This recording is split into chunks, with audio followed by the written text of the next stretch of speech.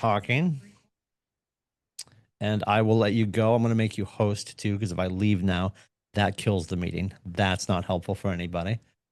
Stand by. You would think I knew what I was doing, and clearly I don't. Make host. Do you have that now, kiddo? I think I don't see Perfect. it, but Yes, I'm you gonna are the put it captain there. now. All right, All my right. dear. Have a great Friday, kids. Thank Take care. you. All Bye. right. Great. Candace, can I see your face at all, or are you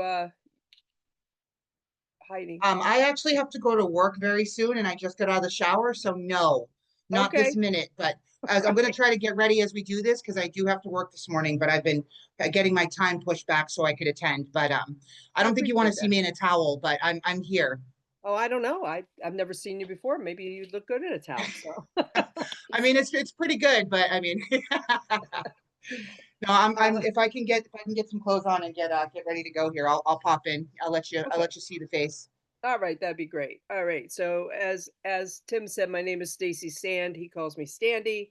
I'm out of the North Conway office of Keller Williams Coastal Lakes and Mountains. I have been a realtor now for 8 years. I just passed my 8th year anniversary, which also means that last year I happened to cap for the second time in 8 years, and it just Ooh. starting over again. So so it's and I'm an independent agent. I've never been on a team. I have done some mentoring so that I have people I've worked with in that respect, but mostly to work with my schedule and my lifestyle, I've chosen to go the independent route. But that's just, for you, it may be a different choice on how you want to do your real estate. Um, so you guys, from what Tim was saying, you guys have been doing the Ignite course, which I think has a lot of really good things in it.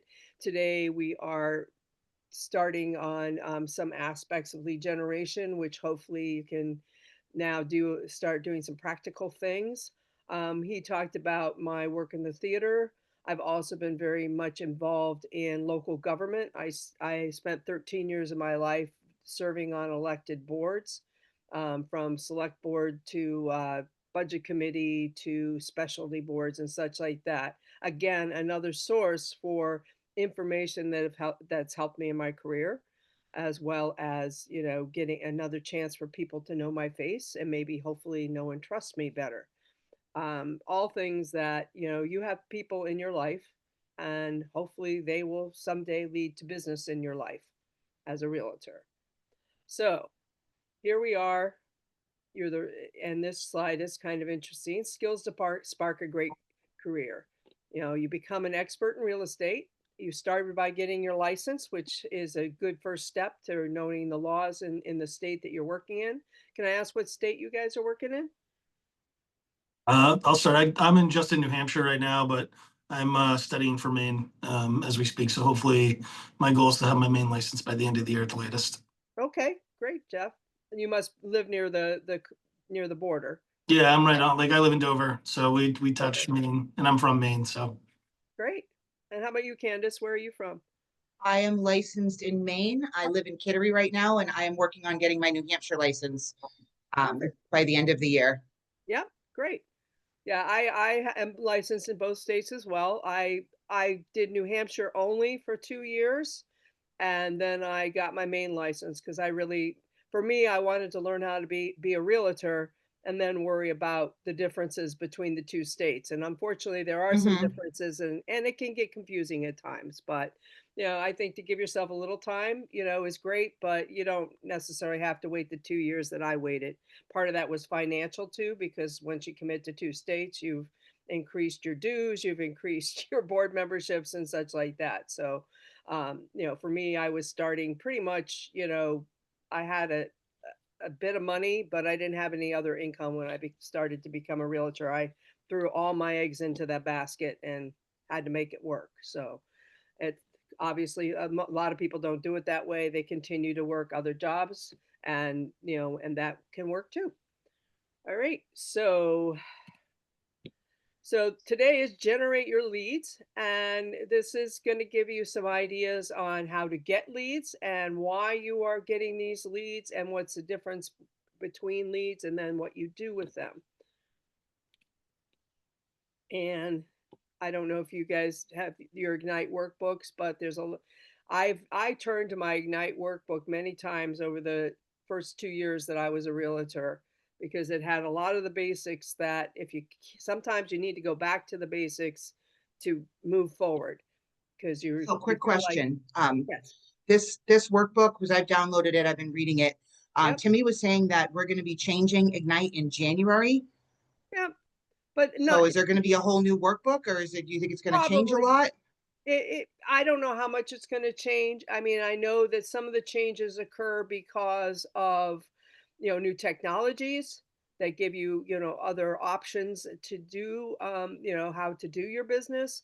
But I also know that the same workbook I used in, 2017 when I began, I still have the basics are there, because the red book, the millionaire real estate is still, even though a millionaire real estate is, it doesn't take into account inflation, but the basic principles are the same. So I'd say if you have if you've been able to download it to your computer so you can refer to it in the Mhm. future, it's not a bad thing to have, and you will find that it's not irrelevant. It's just maybe been tweaked to fit, because the basics are going to be the same. I Okay, mean, okay, so. thank you. Yes, you're welcome. So, but if you can, get the January one to check and see the differences, I'm sure there's going to be additional good information as well. Yeah, I'm going to do that class too. Yeah. All righty. So here is basically an outline of where we're going to go today. It starts with you, the lead generator. And so I'm going to start with you and you have a little background on me, and now I know where you're licensed and where you're looking to be licensed. Can you tell me a little bit more about yourself, Jeff? Well, let's start actually with Candace, since she's kind of rushing around. Candace, why did you get into real estate, and what's your basic goal? Are you looking to go full-time, part-time? What are you looking at here? I am part-time right now because I work, I bartend and serve, and had a very busy summer. I work at a waterfront spot in Newburyport in Massachusetts, and I work for Tuscan, so for Tuscan Kitchen, Tuscan Brands. And we've just been very busy. We have multiple locations, so I'm from New Hampshire. I was born in Mass, I lived in New Hampshire. I live in Maine now. My friends and family are in all 3 states. I had my business cards finished. I haven't really, I imported my contacts into Command. I haven't sat down and started cold calling people. I haven't really had the time yet. I promised my boss, up until Labor Day, for me to be working full time. And so I've been trying to step back from the weekdays, and so I can really put some time into it. I've got some really awesome business cards. Took me a hot minute to get them cleared through compliance, but I have my business cards, and I've been trying to do the 10 conversations a day thing at work, because I see way more than 10 people, and I have huge opportunities, for potential clients in the restaurant every single day that I go to work.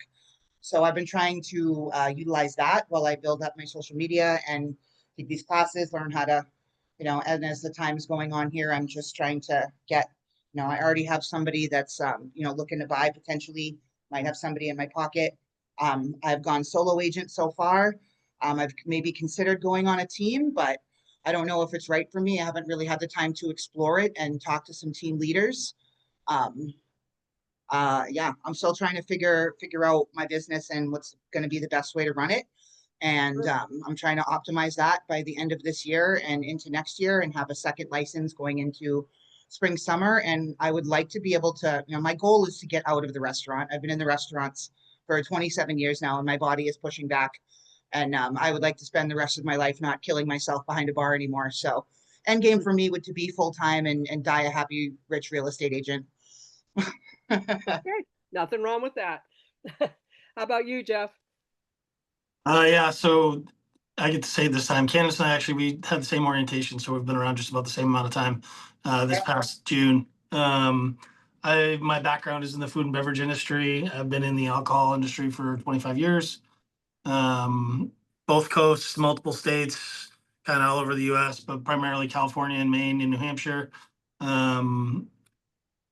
Owned my own business here for a while. sold my shares to my partners in the winter, and then decided real estate was what I was going to start doing, and something I've wanted to do for a while. I've bought and sold a couple commercial buildings with my companies as a buyer and a seller, and I've bought and sold about 5 or 6 houses with my wife and I already as buyers and sellers. So I figured I've got some experience there. I might as well turn it into a profession. Excellent. So you've been in your customers' shoes. So are you looking to do some commercial real estate as well as residential? Eventually, yeah, I think I want to get the process down and just really learn, the administrative side, make sure I have that down pat. And but yeah, I definitely want to dabble in commercial and investment at some point. Great, great. All righty. So that's you. And then it goes up. We're going to talk a little bit about the lead generation model, your sphere of influence, which you seem to have a little bit of background with already, how to expand that, some of the best practices for lead generation. And I'm going to have to move you, recap and ahas, and your success system, which you have with every single lesson in Ignite. Uh-oh, come on. What's going on? Not, see if we can do it. There we go. Oops, too many. Let's see. This is not good. Let's see. There we go. All right. So I like this quote by Gary Keller. You all know who Gary Keller is? Yes. Okay. No, How about you? no, I'm just kidding. No? Okay. I'm about I a mean, quarter of the way into the red book right now. excellent. I did not know who Gary Keller was when I joined Keller Williams Coastal Lakes and Mountains. I didn't know I'd never heard of Keller Williams Coastal Lakes and Mountains until I became a realtor. It's fairly new to the North Country. It's been here about as long as I've been a realtor, and so it's been a big learning curve for me to not just learn real estate but also learn what Keller Williams is about. But I like this quote: "My fear of failure was greater than my fear of lead generating." So for Gary, his motivation was, you know, the things he was afraid of, he was able to overcome because his fear was greater to fail. And I think if we look at life that way, it's like we'll try things that we may not necessarily be successful at, but we at least have a chance when we try. Hi, Dawn. I'm Stacy. Welcome. Good morning. Good morning. So we just covered a little bit background on each other, and we're moving on to some lead generation information. And we just talked about Gary Keller. Are you familiar with Gary Keller, Dawn? Yes, I am. Okay. So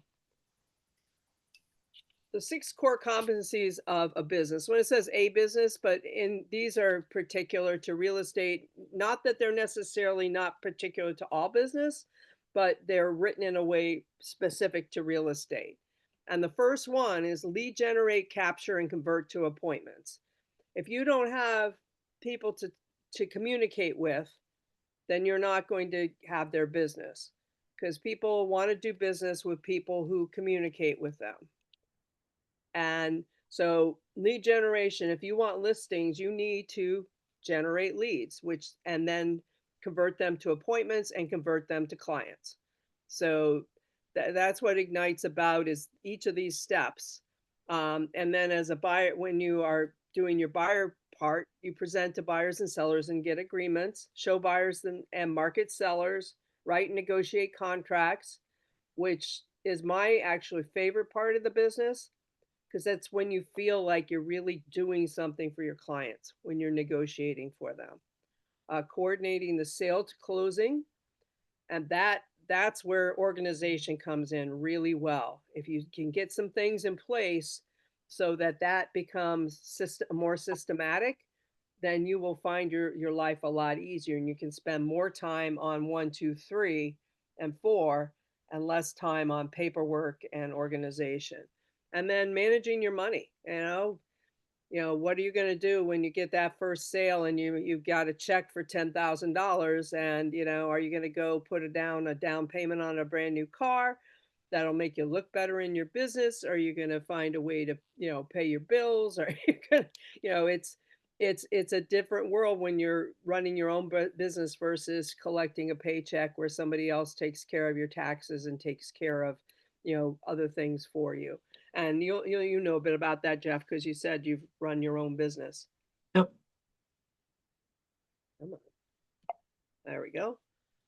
Some fears and myths about lead generation. I think lead generation is really difficult. I don't have time to lead generate. I'm sure you feel like that some days, Candace. I don't know what to say, and I'm afraid of making mistakes.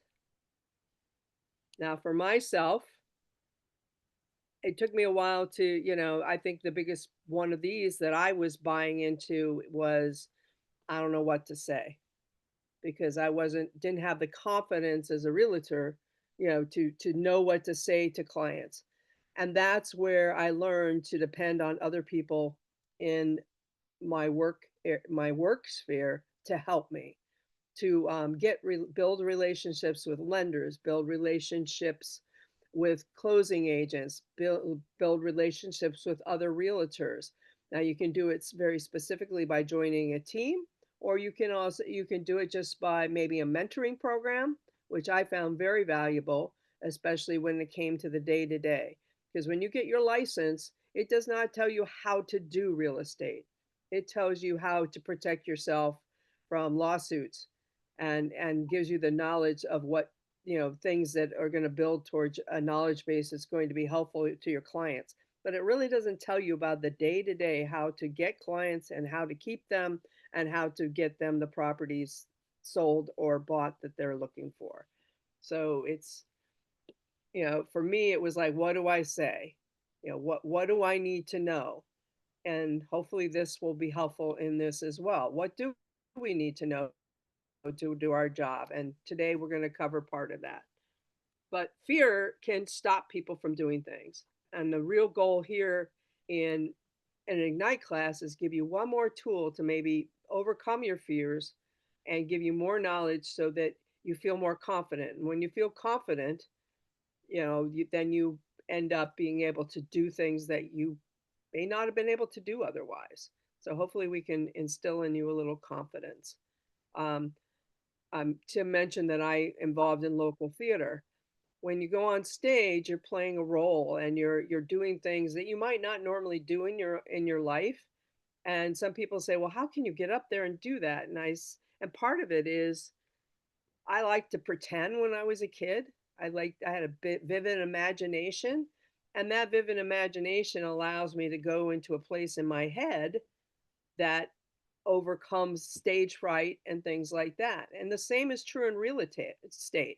It's not, you probably heard the expression fake it till you make it. That's true to a certain extent. If in what you're presenting to the public is confidence and, them hearing that you know what you're doing. You may not know what you're doing, but at the same time, you know who to call for those questions that people are going to ask you. And you answer them, I don't know that, but I'm going to find out and get back to you. Nothing wrong with not knowing something. It's everything, though, to be able to get them the right source or get them the right answer by asking questions yourself. So, like I said, for me, it's what to say. What do you guys think is going to be your biggest fear going forward in real estate? Dawn?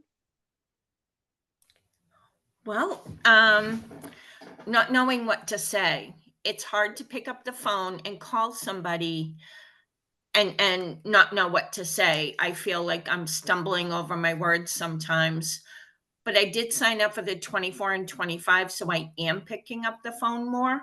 I am making the calls, but I lack the confidence to make sure that I'm saying the right things to convert people. Or the emails I send, I worry about what I'm saying in the emails, the MLS listings when I have buyers.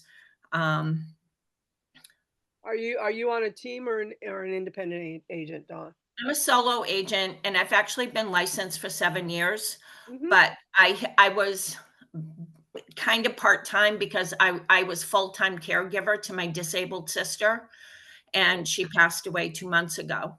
I'm sorry. So now I have more time, because she required Yeah. so much. now I have more time, but now I'm also like, I need to catch up and be able to know what to say and everything. And some people think, oh, well, you've been an agent 7 years, you should know. And no, because I was focusing on Kimmy. Yeah.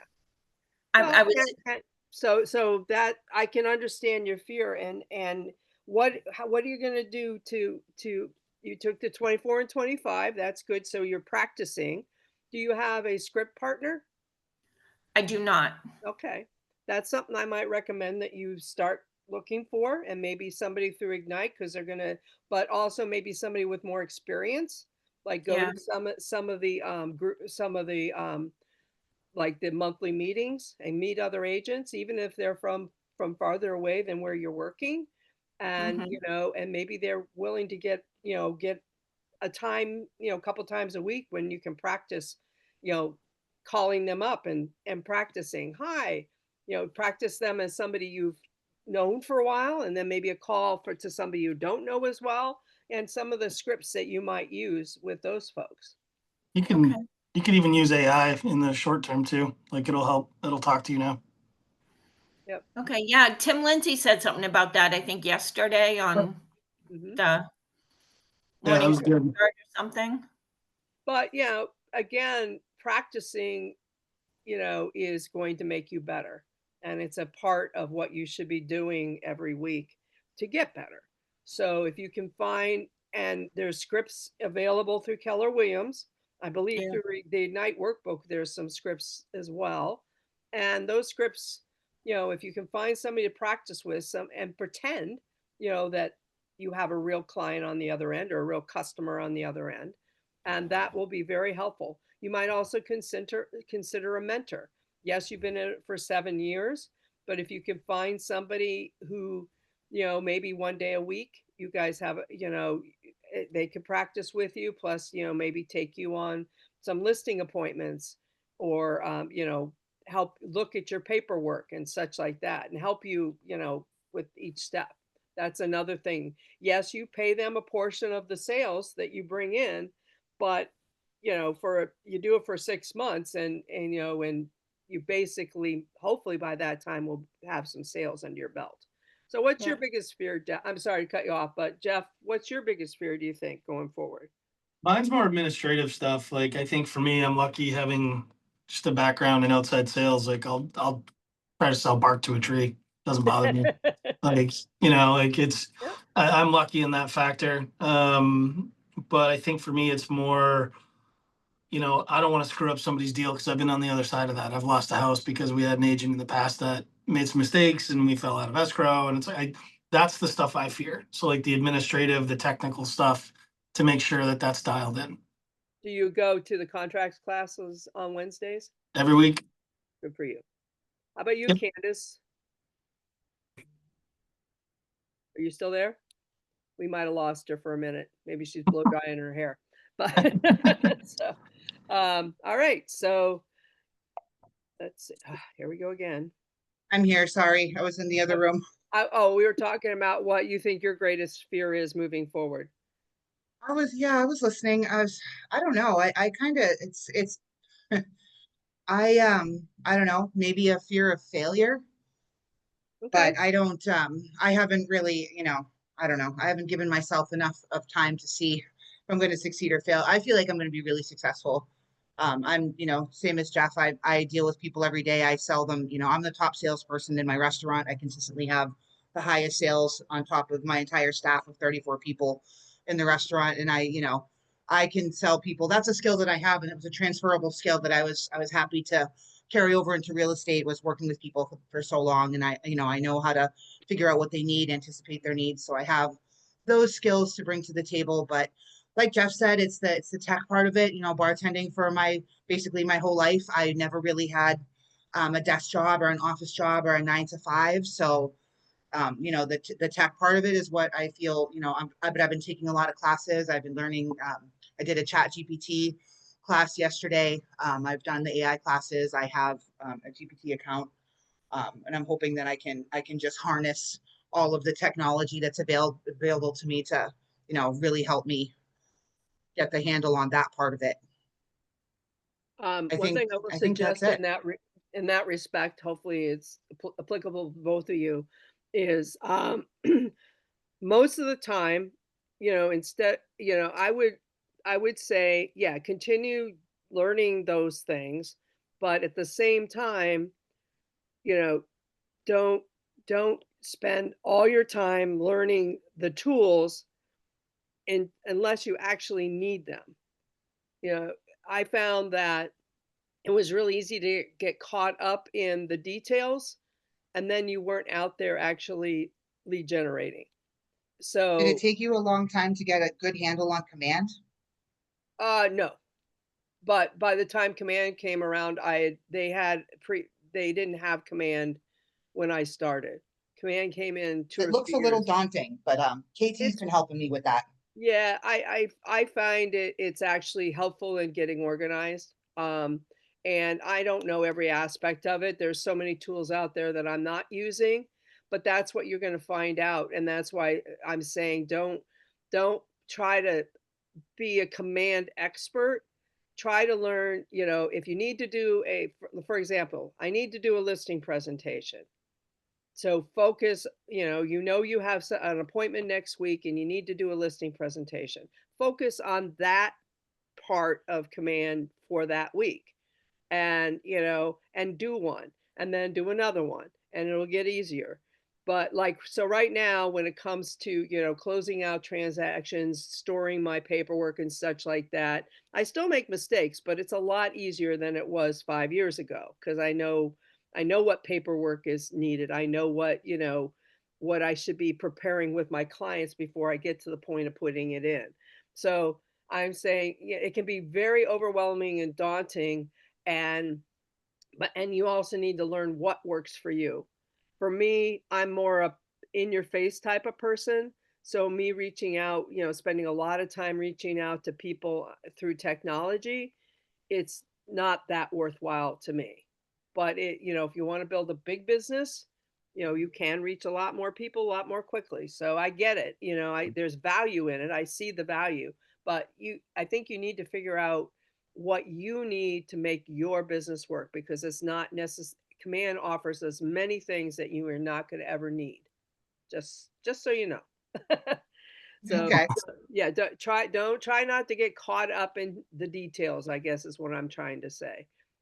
Okay. Being out there in front of people and talking about real estate is going to take you a lot further than sending out, the perfect letter or email is what I'm trying to say Okay. for all of you. Okay.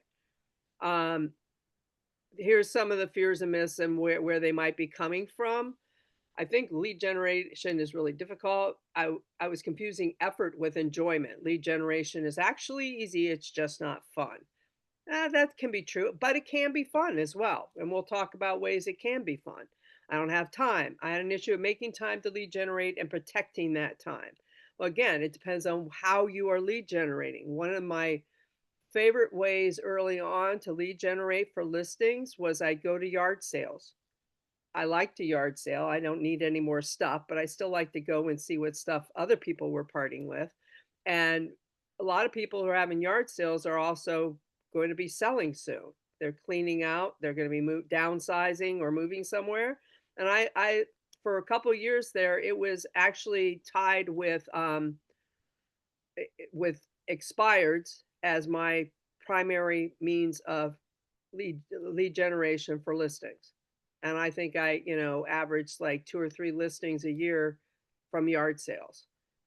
But I was doing something that I enjoyed using my logic of, hey, they're having a yard sale because, maybe they're downsizing. And I talked to them about and I basically asked them, oh, so you're having a big yard sale, are you looking to move, clean things out to get ready to sell? And when it happened a couple of times, a lot of times they already had an agent, but if they didn't, I was able to make an appointment and tell them how I could help them. So, you got to look things, in your own personal life that might be different than somebody else. And we'll get into some more of that later. But the point being, I had, I still had a time to do something that I enjoyed for fun and turned it into a lead generation time. I don't know what to say. You were talking about that, Dawn. And you do need to learn, certain dialogues. You need how to deal with objections, that people have to what you're saying. And there's a great skill in that, and there are a lot of great classes and coaching efforts for that. There's free coaching with Tim that you can get. That could be your focus with him. I'm looking for better scripts. Can you help me practice some? And maybe doing that once a week with Tim. Afraid of making mistakes. Well, the only mistakes that are really going to be a problem, and Jeff touched on this, are the ones that are going to, where you don't know the rules and you break those rules, and something that you could end up losing your license, or or have to be fined a bunch of money. So those are the only ones that you really have to be worried about making. And if you go to contracts classes and you learn what the contracts mean and how to present them, you're going to have a lot less chance of that happening in your life. So I highly recommend contracts classes. I still need to go to them. I'm still making mistakes, and I kicking myself everything time I do, but it's really hard sometimes when you get busy to make it to those classes. So you got to protect that time and just say, "Oh, I'm sorry, I can't meet then. I have an appointment." Okay. Oh. This picture is a picture to represent your sphere of influence. Here you are in the middle, that's you, and everybody around you, circling around you, are potential clients. All right, so this is kind of a fun exercise. And it's called Sphere of Income Opportunity. Has anybody ever done this exercise before? And if you're not, it's a lot of fun. All right. So, number of contacts in your phone is the first line. So, grab your phone. If you're doing this on the phone, it may take a little longer, but go to your contacts list, and it should say at the very bottom of your contacts, maybe it's at the top. I have an iPhone, and for me, it's all the way at the bottom. So if you go all the way down to the bottom, you should have a number. What's your number, Jeff? 2,136. Wow, that's great. Dawn, what's your number? Oh, you're getting your phone? Okay. Candace, what's your number? All right. Dawn, do you got your phone? Yeah, how many contacts in your contact list? I got 243 and I already imported them into Command. Excellent. Okay. Holy crap. I have How many? 503. Nice. I have 2026. Jeff wins. Have a number for a long time. Yeah. No, so write that number down. The next thing you're going to get is potential closing opportunity from contacts. So you're going to take that number that you put in in my case, 2026. Now you're going to go to your calculator and take that number and multiply it times 0.081. And round that number off. What you got, Jeff? 1730. How much? 1730. That sounds a lot. I multiplied it by 2136 times 0.81. A 0.081. Oh, yeah. Sorry. That's all right. All right. Hold on. That's okay. Yeah. Attention to detail. Whoops. That's okay. You're like, that's a lot. Why we're doing it together, so we can kind of see. Candace, did you do it yet? Okay. How about you, Dawn? Yeah, I got 41. Okay. So put that on your next line. Yeah. All right. All right. Potential referrals in database. So you're going to take number A, that first number, times 0.10 or 10%.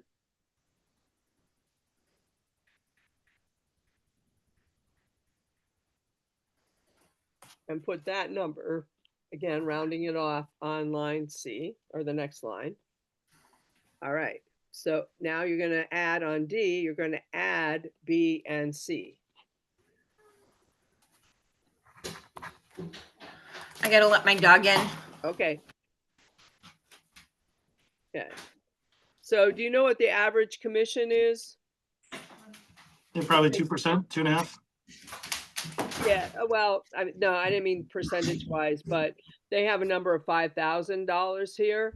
I think it's higher than when they did this. I know for myself that, even, when I'm just starting out and having to pay out my and even with referrals, it's at least 6 or 7 for the average for me. When I first started out, houses were selling for, there were a lot of $200,000 houses. Now there's rarely anything under 4. So, for average commission, I'm going to say, let's use a higher figure. Let's use at least 6,000. Okay. Versus the 5,000 that they're talking there. So you're going to take that 6,000 and you're going to multiply it times whatever number you have on D to come up with a figure. Yeah, right. No, you'd be surprised. It may not be this year, but that is, I've got over $2 million, and I'm sure you do too, Jeff, because you had more contacts than me. Yep. How about you, Don? 546,000. That's $546,000, right? Granted, Yeah. this is before taxes, and this is before, you maybe have to pay off your business expenses, Yeah. but that's a lot of money. Yep. I would have a stroke if I made that much money. No, you won't. Well, I some of my made- contacts though are like other agents, like listing agents, when I've been in transactions with them.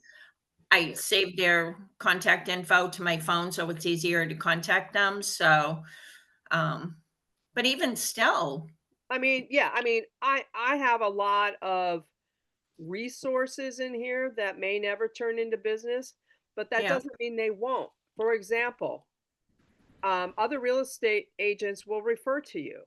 Yeah. I know some agents in my office.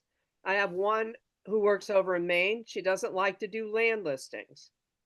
She used to not like to do it because she was a selectman and she was worried about, policy issues.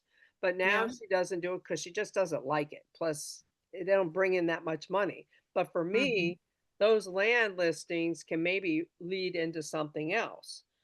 So when I was first starting out, I did quite a bit of land, and I actually kind of like it because I like being out there and, learning about, boundary lines and, features and stuff like that. So, and it's also easy to, you don't have to be at every showing necessarily and such, though I like to go to all my showings.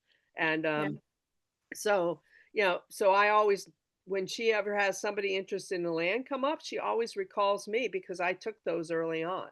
So sometimes I have time for them, other times not, but it's a form of business, a referral.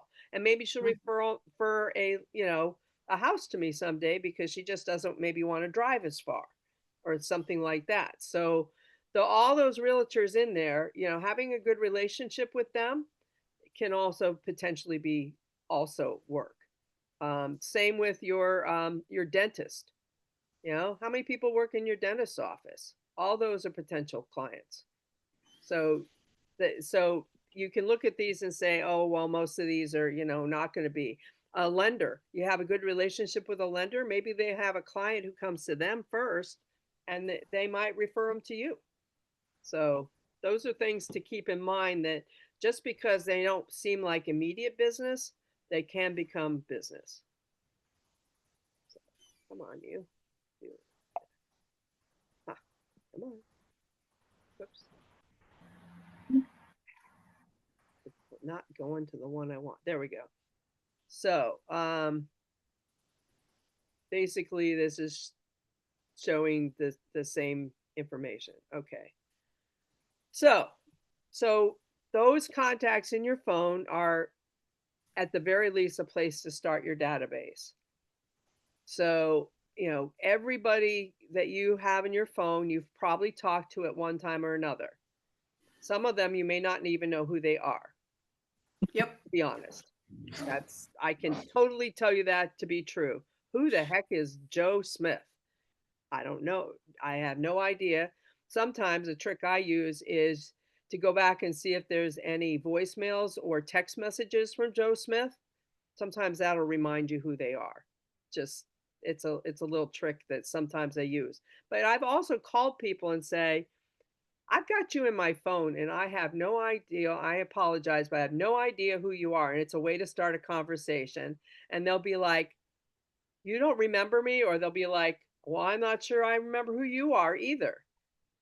And it might start a conversation. Or it might be they hang up on you and then you take them out of your phone. It doesn't matter. It's just a way, you obviously talked to them at some point in time, or they gave you their number at some point in time. So it's a conversation starter, even if you don't remember who they are. And believe me, the older I get, the more I learn that I can't always remember people's names. It's a problem, but it's also reality for me.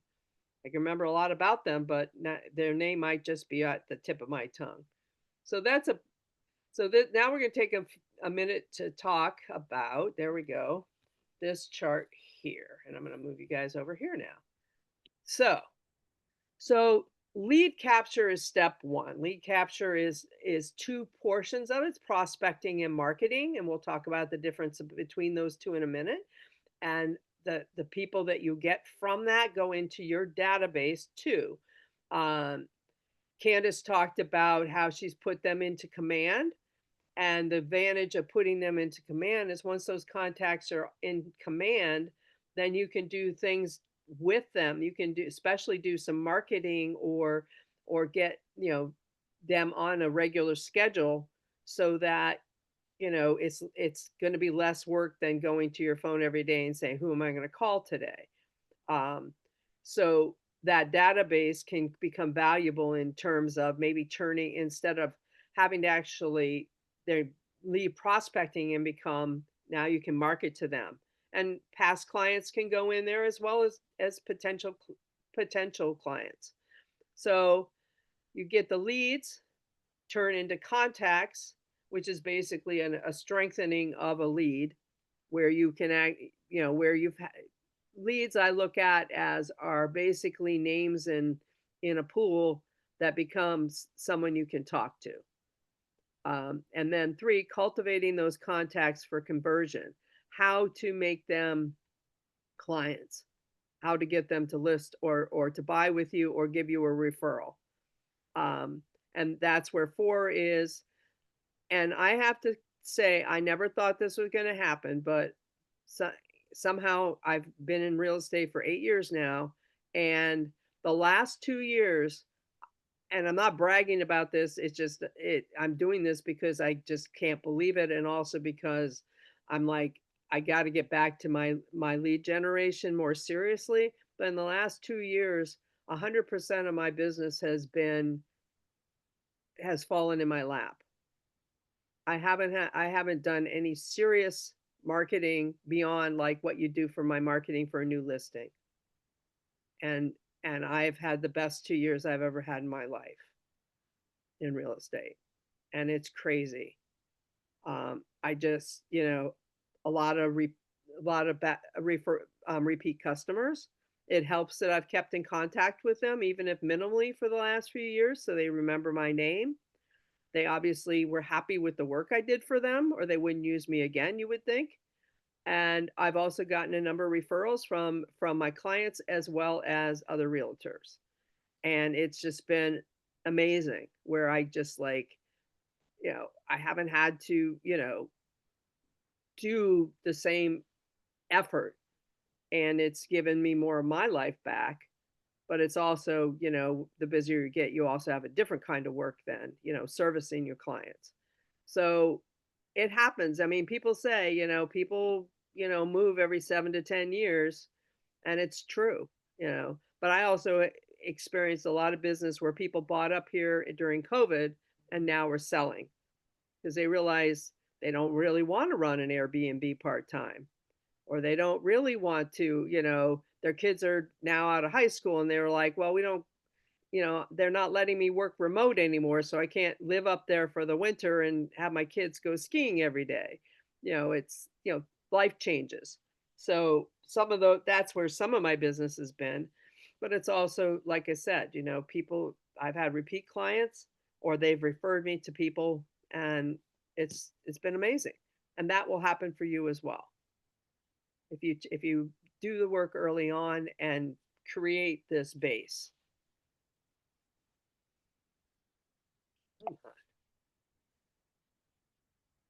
All right, so I'm going to start with, come on, maybe if we go down here, it doesn't like to be, anyway. Prospecting and marketing are lead generation activities that deliver leads into your business. And I think there's one more. Yeah, here we go. So let's talk about the differences between marketing and prospecting. Money intensive, passive, long-term results, and prospecting, time intensive, proactive, immediate results. So what does that mean to you guys when you look at that? I think marketing generally takes a lot more, like you get a quicker response, but it costs more to do it because it's very direct. And where prospecting, you kind of have to do it on your own. And, but when you do find it, it kind of happens short term, but quickly. Okay. How about you, Candace? What do you see the difference? Are you still there? How about you, Dawn? Oh, wait, there's Candace. I'm here. Yeah. I had to get my glasses. I can't read the screen. All right. We're talking about the difference between marketing and prospecting. What do you see the major difference for you, and what might be some examples of marketing versus prospecting? I don't know. I'd say for me, probably the prospecting is what I'm doing at work. And maybe or marketing is I've been trying to set up my marketing. I have a Facebook page and the business cards and all that, and I got these door hangers and all this stuff I want to do, but I wanted to get my my knowledge to where it needed to be before I really started pushing myself too much, because if somebody calls me, I want to know what I'm doing. So I've been trying to, I haven't really, I got licensed a couple months ago, but I really haven't done. I've been popping in classes for here and there, but for the last 2 months I was working full time.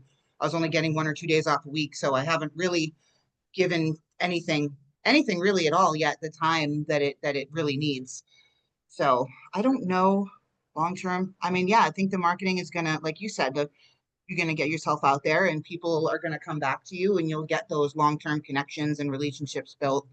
But I feel like you have to do the prospecting to get that. Okay.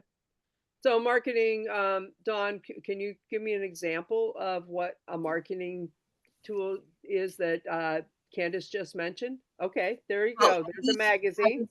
I was getting these Good to Be Home marketing magazines, and I sent them to former clients and, just sphere people I know. And I've actually gotten a couple of phone calls from previous clients, that I helped. But, and people look at the magazine and think, wow, you're doing really well for yourself. And it was helpful because being home, taking care of my sister, I had a stipend, which paid everything, but now I can't afford to send out these magazines, but I still have a stack of them that when I'm meeting a new client at a showing or something, I'll hand them a magazine, which has all my What's contact. in the magazine? It's from Reminder Media or something. So what's in it? What? Yeah, what's like when is it articles, like a real magazine, or is it like one flyer? Oh no, it's a real magazine. There's articles, there's recipes. Nice. Oh, so just all kinds of info, fun stuff, Yeah, there's and then stuff about your business. Okay. yeah, and they're really great quality magazines. So I was using these for a while, but they are money intensive. Sure. Yeah. I've been looking into, the mailers and the flyers and the, all that stuff I can send out and market myself. I've been glancing at it. The only thing I have is a business card right now. offers postcards too, that you can market to like 500 Mhm. people. But those postcards, most people just throw them away. So I didn't get into that. But supposedly, Okay. as you say, it takes So about 10 months to get your responses from all that money invested. So I'm better off talking to people. yes, I agree. And I'm gonna stop you right there. Please, for your own sake, do not invest a lot of money into uh, stuff. I mean, you talked about door hangers, whatever. You need to have signs if you're going to have listings. If you're going to just be a buyer's agent, you don't need to worry about that. But if you're going to be a listing agent, you're going to need to buy signs because, but be careful because not every a neighborhood allows you to put up a sign. So we got to be conscious of that. But that is very important. One, for people who are looking for a particular property, if there's a sign on it, they're like, oh, there's the house that I saw listed on realtor.com. There, and they can find it. So that's one reason to have a sign. The other is, of course, even if people never, really read it because they're finding the house another way, like those people are just using it for direction. There are people who will stop at a property and they will actually call the number on the sign. Yep. That does happen in real life. So signs to me are very important. What type you choose will be on where you live and how you do it. I have basically the ones that stick in the ground, the metal frames with my signs that go in, and then I also have a place where it can say for sale or under contract. Um, but a lot of people have the post signs. Those are a little nicer in the winter because you can get them up higher above the snow. But I take out my metal signs during the winter and put my sign on a tree, typically. Um, so That's a good idea because I had a metal frame for my sign destroyed. Somebody backed into it like a utility truck or yeah, something. So now I have one sign that I can put in a yard and one sign that's mangled. yeah, Oh I no. get So you.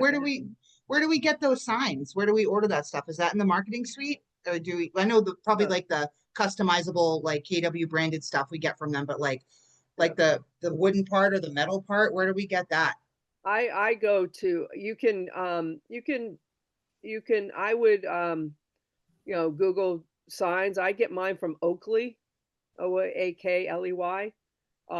That's who I started with, and they have all kinds of different sizes and stuff. Just when you order, make sure that what you order fits the sign holder and that they match, or you're going to waste some money in shipping back and forth. So signs, I think business cards are important, but believe me, don't just be handing out business cards because they will throw them away. It's Business cards come in handy they're real handy when you go to a conference for winning door prizes.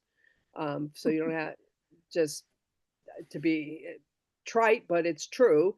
But most people these days do not ask for a business card. You're asking them for their information, and you might hand your card after you get their information just so that, when you do call that they'll remember, oh yeah, that's right.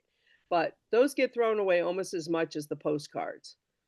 I'm not saying that making mailings, to neighborhoods never works, but it's a really long-term prospect.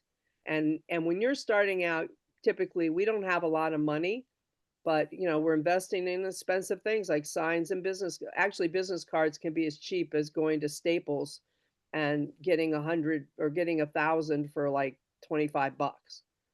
It doesn't have to be a fancy card to start with. You just want the proper information on there. Fancy cards are nice to look at and people might, remember them more, but in reality, I still have my Staples business cards and all they have is my name, our office address, my personal phone, the office phone, and my email. And and my picture is actually on the back because it would have been more expensive to put it on the front.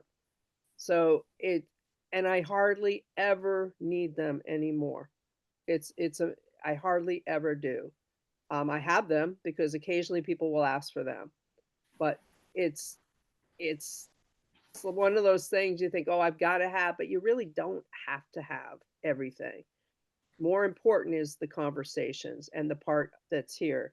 Yes, it's more time and steps, and the immediate results, because you can ask somebody, all right, you seem very interested. We should get together. Do you have time for a meeting? Would you like to meet in person? Would you like to meet in Zoom? Zoom would be if something you should invest in. I have had a lot of long, especially living here in northern New England. A lot of Oh, yeah. people are coming here from second homes. A lot of people are coming here to moving from other places, and especially down along the seacoast. So yeah, so Zoom is well worth the money, You even know, if you. So I have a Zoom business account. Is that the same thing, or is there something better that I should have? I think it's something that you should be able to share screens with, so that you can talk about paperwork, or you can look at properties together online. you can also use Google Meets, like that's a free Yeah. version, but that's Yeah, that's a solid one if you don't want to invest. Yeah, Okay. I have had trouble sometimes with Google It's Meets. tough, yeah. Yeah, Computers, if you're using the wrong browser, it doesn't really work very well. exactly. So I use it for some of my organizations that I'm on boards and stuff, and I've just found sometimes people, yeah, but yes, for a free alternative when you're starting out, if you can't afford Zoom, definitely. I mean, I got Zoom because my family lives all across the country, so we used to during COVID, and we still do. We'll Zoom and we'll play games together, like we play Yahtzee, and we used to do charades and trivia and all sorts of games online. So, Fun.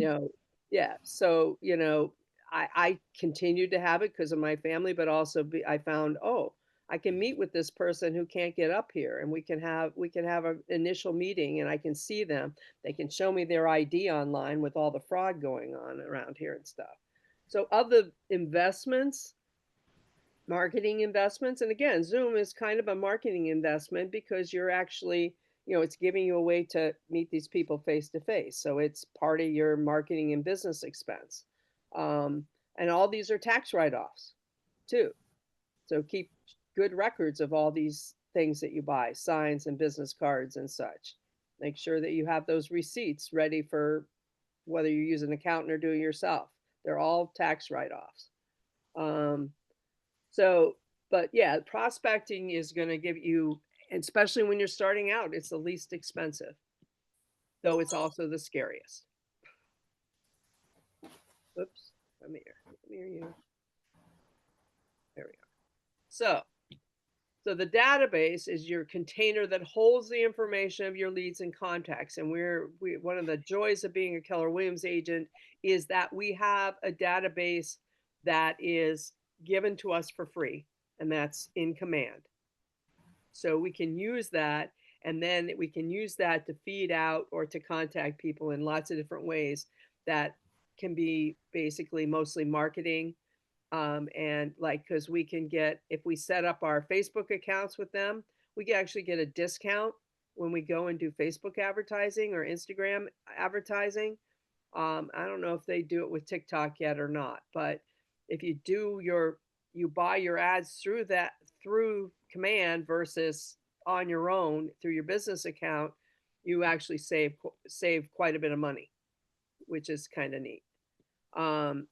And a smart database is one that allows you to have planned and meaningful communication with your database. And again, if you can get your leads into command, into the contacts in command, you will then be able to utilize that whole aspect of command for all these leads. And I know I don't use it to the full extent, but the times I have used it, it's been very valuable and less expensive than going outside and creating your own database. Sorry about that. Oops. Very frustrating. Come on, you. All right. So here's the difference that they're giving a description of leads versus contacts. And I kind of like this. Leads, there are people who have earned the right to at least have a one-way conversation with them. Contacts are people you've already had that two-way conversation with and whom you established a value-based relationship. And that can be a lot. There's a lot of variability in there. So give me some example of some leads.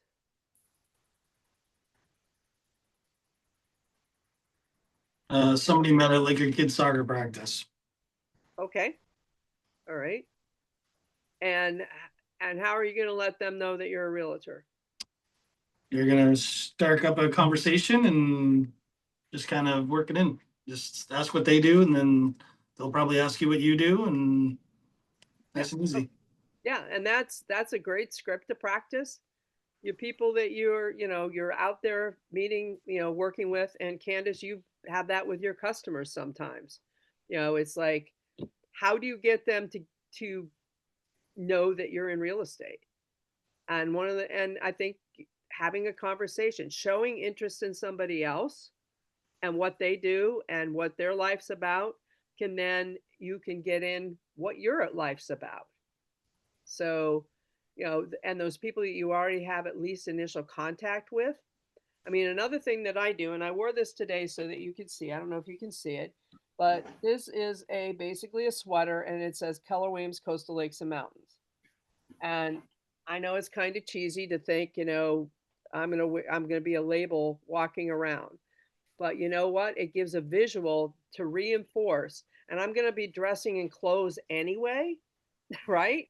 So if I have a hat or a shirt or a jacket that also says Keller Williams Coastal Lakes and Mountains, it's going to give people a visual reminder when we have that conversation that I'm a realtor. Now, it doesn't say Keller Williams Coastal Lakes and Mountains, I'm a realtor.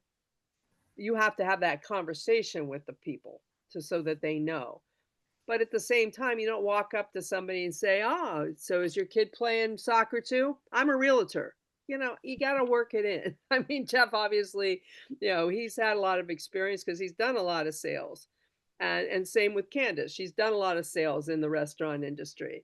Dawn, you may not have as much experience, but just think of your conversations with people at maybe some of the groups you attend, like maybe you attend a church, or maybe you attend a quilting bee, or maybe you attend a group a book discussion group at the library, the bookstore. Well, when I took my sister to buddy ball, it's a baseball game, and we forgot to bring her little buddy ball hat, so I had my Keller Williams baseball hat, and I had her wear it, and then somebody came over and said, "Oh, whose hat is this?" And I said, "It's mine." She goes, "Oh, I didn't know you were a realtor." And that started the conversation because of my hat. Yeah. So. And yeah, so I'm all for the labeled clothing. I mean, I'm a big woman, and so it took me a while to find the right sizes, but I found the places where we get our stuff from is not too bad for sizing. So it can be a little tough at times to get something that looks nice, and I'm very joyous that in this day and age we don't have to dress up in high heels and skirts anymore as female realtors, and the men wearing full suits and stuff. I think it's to dress as who you are and appropriate to the situation makes a whole lot more sense, and I'm glad we're more of a society like that. Not to say I never dress up. I never wear heels, but I do put on a dress occasionally for the right situation. Usually weddings and funerals, but and even funerals not so much anymore. But yeah, so it's that conversation will make a difference. Um, Zillow, you can pay for leads, you can pay for the right to have that conversation and start that conversation with someone. It can get very expensive, but it works for some people. And it's not just Zillow. There's all sorts of lead generating companies out there. I personally found that, I did one for 6 months, and it wasn't worth it to me. I wasn't getting any real business from it. I was having some conversations. They were feeding me people, but most of those people either weren't ready to buy or sell, or, were just, they're basically just looking around and trying to figure it out. So I don't but once you become bigger, it's almost imperative that you buy those Zillow leads. I don't know. I just, It didn't work for me, and I didn't have the money to invest. But, if you become a bigger team or something, it might be worth your while. No, Zillow's expensive for their leads. Oh, yeah. I mean, a lot of, and the other, but it is the most effective of the lead generating places. Well, Realtor.com and Redfin are probably the next best. I get leads from realtor.com Yeah. and it's, you don't pay for the leads. Well, you pay at closing. Okay. Yeah. They get a part of the commission, which cuts into it pretty big, but it's better to have half a commission than no commission. So, There you go. And you'll find in time you won't need them. So, right. you'll have it, you'll go beyond that. And this is relationship management, or relationships must be attended to, cared for, and cultivated. Um, One thing that I do that is simple for me, takes some time, but it's also something that when I was a little kid, I used to go to summer camp every summer, and a lot of those other people going to camp weren't from near where I lived. So I became a letter writer. And, it's a kind of a rarity in this day and age. Not many people write letters, and we all know the Postal Service is not the most reliable source. So, but I do send out holiday cards, and I literally send them to every client I've ever had every year, as well as solid leads. People I've had conversation with, maybe I have searches in the works for them or whatever. And every single one of them has a personal note in it. So I try to that I use command. I put notes about these people.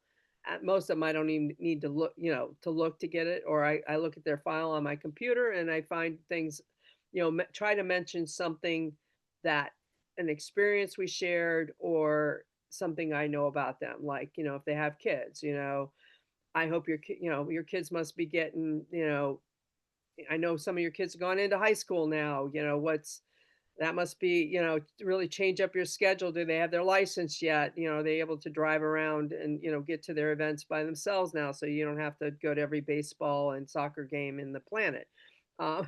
Things like that. And you try to get as personal as you can in those. I do it once a year. I start at Thanksgiving, and I'm lucky if I'm done by the middle of January, but that's okay. They still get a holiday card by the end of January. And it costs a lot of money because postage isn't cheap. Cards aren't cheap. The last 2 years, I've actually made my cards through, I think I used Staples. I had cute pictures of my animals or my friends' animals, and they were it looked festive and stuff. And so I made up a card with that. So, it had a personal touch to it. Um, Other people will do events to get large peoples, or maybe a magazine or something like that, just for that extra. But the bottom line is that phone call, they say you should do it every quarter. You should be talking to everybody in your contact list. I find that really difficult. If you're going to have a real conversation with somebody, it's hard to get off the phone in 3 minutes. They talk about, calling 100 people in a day. I'm like, I don't think so. I'd never get on, I'm lucky if I can have 10 conversations a day. So it all depends on how you have conversations. So some people don't want to they don't want to have a long conversation, but you know what? Most of them are not my clients. My clients are talkers. And that's, where yours may not be. I mean, Candace, you're used to having quick conversations with people. And, I get that, you don't have a whole lot of time when you're, serving a drink to, have a long conversation with people usually, especially if you're busy in the summer. But you do have a conversation, and you try to remember that and have them remember something about you. I'm sure, Jeff, you had some fairly long conversations with your clients that went beyond just what you were selling. Oh yeah. Yeah. And Yeah. hopefully you've kept track of some of those people. So Yeah, I'm good. I mean, this is just what I did, and I kind of trained my reps to do it. Just like, if you don't know, like, when their wedding anniversary or their kid's birthday, you're doing it wrong. Okay. Yeah. Like that was kind of what I always trained them. Like that's how far, like how deep I trained them to go in and like build that relationship. Yeah. Yep. And I know when I was I used to do radio sales before I became, I don't know, for those who weren't in the beginning, I was, did radio sales before I became an energy auditor and then a realtor. And when I was in radio sales, I didn't always that I literally was going into businesses and, seeing if I could set up an appointment. So driving around the area that the radio stations reached and starting conversations. A lot more of that's done over the phone these days because they're large, marketing firms that deal with a lot of the advertising you hear on the radio, especially the corporate ones. But I was working for a local radio station, so we were looking for local businesses to advertise. So I was literally going in every new business. I would be in front of them. I'd be driving neighborhoods, and and it was really hard because sometimes people were really mean and they just like get out of my store. But most of the time they were nice people, and if you were willing to work with their schedule, come back another time when they had time to talk and all that, they would talk with you. So, being in tune with where they are. But one of the things that I always did is I always wrote down as soon as I left them all the information I had, like things like that. Because you learn information when people talk. Take good notes. Because what would happen is I would, like, maybe they wouldn't buy advertising at that point in time, but I'd go back again another time and I'd be like, what was their name? And I'd look at my notes, with the business, and there would be the name of that manager or owner or whatever. Because, when you're first starting out, keep everybody's name straight and everything. And that's where command can be really, really helpful too. It can keep that information organized for you. It has room for birth dates and anniversaries and kids' names and notes and stuff. So when you're talking to people on the phone, it's not a bad idea to maybe have command open and be filling in the blanks while you're talking to this person on the phone. Or at least taking written notes and then transferring them before the end of the day into there so it's nice and fresh. So that's where the cultivating contacts into conversion can be really helpful.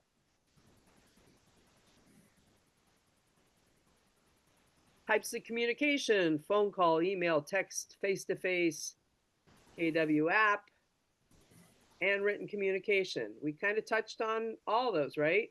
My Christmas cards are handwritten. The app we didn't touch on so much, but that's a tool that you can share with your clients that keeps your name in front of them. The tool that actually allows them to say, oh, look at that house for sale. I want more information about it. And you pull it right up on the app. Face to face, obviously, text messages. What do you get when you get a text message that's unsolicited and it's from somebody you don't know? Delete and report junk. Okay, how about you, Jeff? I guess depends on the context. Yeah. Okay. Like if it's, if it's a number, like, I don't know, you kind of know which area codes are kind of sketchy. Which I actually, I don't know. Sometimes I just mess around and have fun with it, but These days, there's so many scams going around that if I get a text that just seems off, or it's unsolicited or something, I just delete it, especially if there's a link in it. Click here. Yeah, I'm not. Okay. Do you guys have Forewarn on your Yep. phone? No. It's free, I believe. I forget if it's through Maine or New Hampshire or maybe both. But the app Forewarn, I believe we get for free. And you can actually search out names and numbers that come in and see if they are connected to the person who says they are. And the reason the boards are providing is to help with some of these scams. So it's a really nice tool to have. Okay, so do we sign up for that through Keller Williams, or is that something we can just get? It might be through the realtor associations. Okay, I can't I'll have to look remember into right now. that. Yeah, just I forget if it's for both Maine and New Hampshire now or just one or the other, because I No, belong I to think both. it is for New Hampshire. I Yeah. remember them talking about it in one of the other trainings, and Yeah. I never followed up to get it. Because then you're not taking the chance of maybe missing a legitimate lead or a legitimate referral. Yeah. If it, the name matches, they say their name in the text and it matches the number and it says a little bit about that person, their address and stuff. You're not automatically deleting things. Some are obvious, they're from some, send money to my prince in Zaire, those are obvious, but they're becoming much more sophisticated, like you said, and I understand being cautious, but this will help you, and be a little more discerning because as Mhm. realtors, we get calls all the time that from people we don't know Yep. because our name and number are out there in the world. And so, and it's just as easy to say to somebody when they start in on their canned speech to say, I'm not interested, please don't call again and hang up. I'm not saying click on a link because that could really be a problem, but you know what I'm saying. So again, email's the same thing. It's not a bad idea to run through your spam before you delete it. Mhm. There, because I have legitimate stuff go to spam because I get so much email. Yeah. So that's not a bad thing to look through before you delete. There might be something there, and you're like, oh wait, that's somebody I've been talking to. What do they want? And make sure it all matches up. But so don't hesitate to review your spam before you trash it. Um, so these other things that's not mentioned here is, I maybe your magazine, maybe that goes under written, but I think we're talking about direct communication in this versus marketing communication. So, um, but all these are ways to communicate, and face to face and phone call is ideal for, or maybe an app like Zoom or something where you're meeting them over the line. Those are ideal for you know, your real first meetings, but you can't always get that. And so you do what you can. But nowadays, we have to show a property, unlike a year ago, to show a property, we have to have a contract. And you can't just, used to be with Zillow leads, people would show up the property, they hadn't even met their clients yet. And, I also had people who had called, done a Zillow lead, and they actually had 2 appointments with agents. And they ended up going with the one that got them there the sooner and never even bothered to contact the other agent who drove 45 miles to this appointment. Oh You know, gosh. so, you know, these days I'm using Zoom even more just to get to know people or to see people before I make an appointment with them because I've got to have that contract in hand, even if it's just for that one appointment. And, and it's to show property. I know that every realtor is not doing that. I know that for a fact too. And I've seen other people sign people up in the parking lot, you know. But personally, I don't feel safe meeting people today. And, one, that they are who they say they are, and two, that you know that they're not somebody dangerous. So it's a good is that's another Zoom thing. um Referral loop that goes right in your database will generate leads in the form of new, repeat, or referral.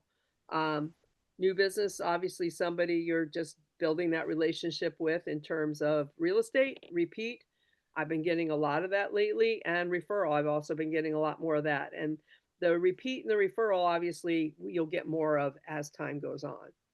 If you service your clients well, that's the other thing. If you just like, oh, I got this lead, I got it, I did the paperwork for them on this house, and oh, we had a couple of glitches before we got to closing, and da da da da da.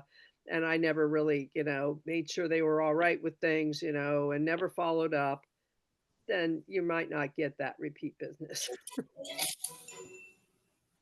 Lead generation, it's put it all together. one, it never ends. It's a constant part of your business. As long as you want to be a realtor, you're going to be doing it. Even though all my business has been, referrals and repeat the last 2 years, I am still trying to do lead generation of some sort.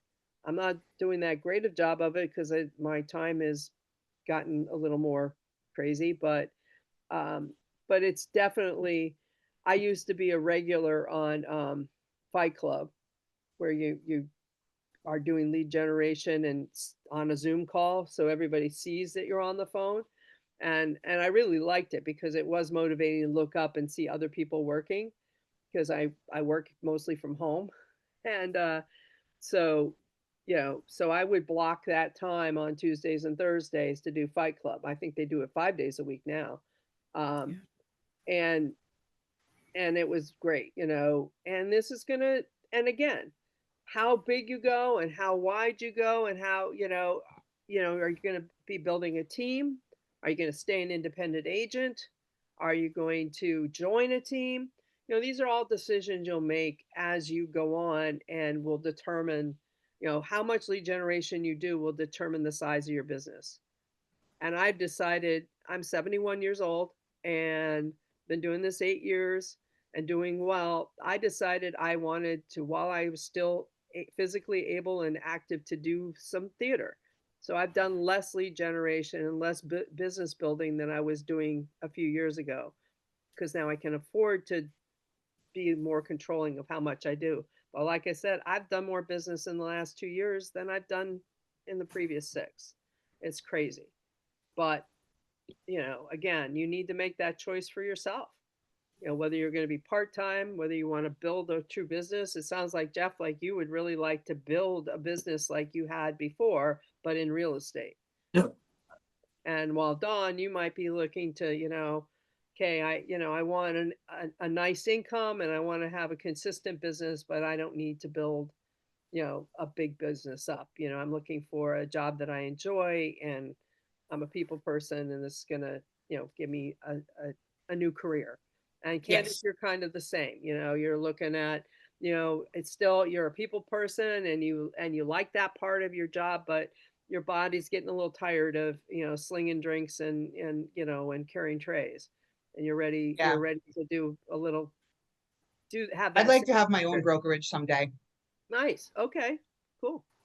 So yeah, and hopefully you have time to do that, because again, if you do the basics, you're gonna have the potential to do that.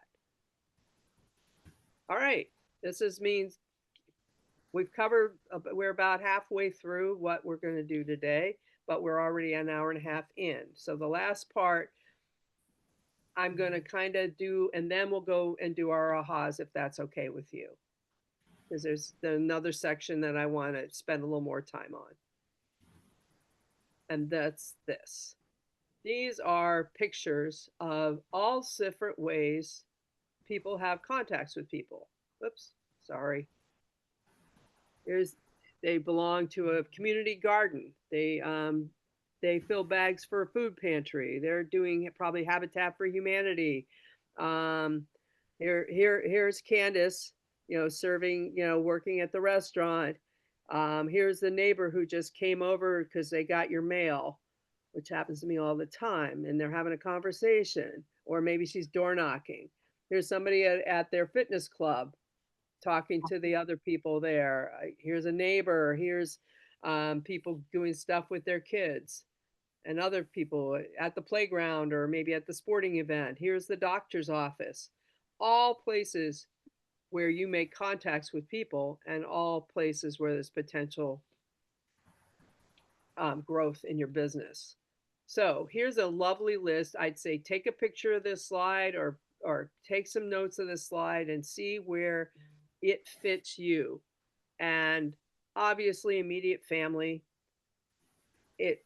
Nothing hurts worse than to hear that your first cousin just bought a house and used another realtor, and you kick yourself because you're just like, I didn't tell them. Forgot to tell them that I'm now a realtor. Darn. Or one of your friends.